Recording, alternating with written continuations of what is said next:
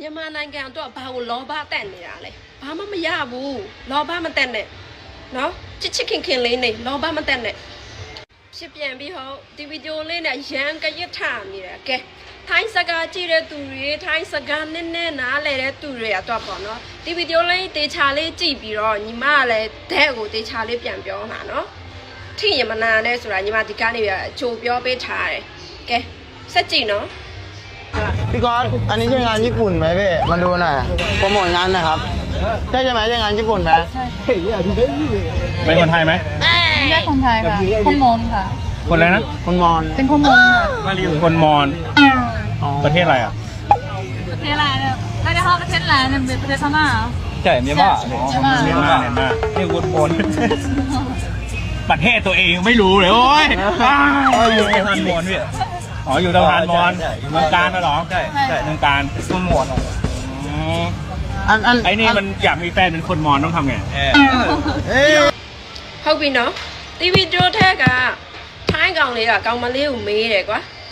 နော်ကောင်မလေးကတယောက်တည်းမေးတယ်ထိုင်းလူမျိုးလားတဲ့ကန်ကောင်းလို့မေးတယ်မဲကွန်းကမြန်မာလူမျိုးလားလို့မမေးလိုက်တာထိုင်းလူမျိုးလားတဲ့မေးတဲ့ခါကျတော့ तू ထိုင်းမှမဟုတ်တာနော် तू ထိုင်းနိုင်ငံမှာနေထိုင်ပေမဲ့ तू ထိုင်းလူမျိုးမဟုတ်တဲ့အတွက်ကြောင့် तू ကမွန်လူမျိုးတဲ့ तू ဖြေသွားတဲ့ခါကျတော့ကျမတို့ဘာကိုလူနေကြလဲဘာကိုချန်ပီယံလို့ချင်နေတာလဲရှင်းရှင်းပဲအဲ့ဒါမေးတယ်ဘယ်နိုင်ငံကလဲတဲ့နော်ကောင်မလေးကဘေးကရှိတဲ့ကောင်လေးမေးတယ်ငါဘယ်လိုဖြေရမလဲမြန်မာနိုင်ငံပဲမဟုတ်လားတဲ့ तू ကမှားသွားမှာဆိုလို့ तू ကအကောင်ပြန်မေးတဲ့ခါကျဟုတ်တယ်မြန်မာနိုင်ငံကပဲနင်တို့ဘာကိုယူအောင်မလဲအဲ့လောက်ဖြေပေးနေတာကန်ကောင်းလို့မွန်နိုင်ငံဘာလဲမထည့်ဖြေလိုက်တာမွန်နိုင်ငံထည့်ဖြေလိုက်ဆိုပြီးတနိုင်ငံလုံးကိုနင်တို့အကောင်မလေးကို personal attack လုပ်မှတေချပါတယ်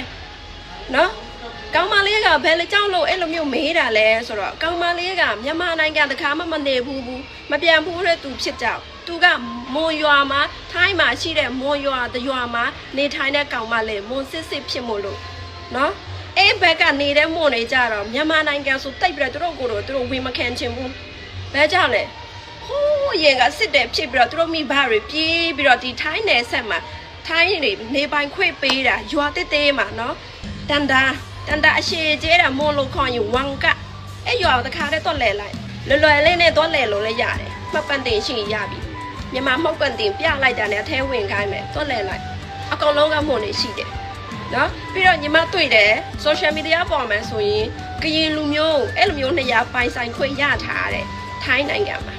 သူတို့ရွာပအိုလူမျိုးရှိတယ်ညီမ social media ကြည့်တယ်သူတို့ကြည့်တယ်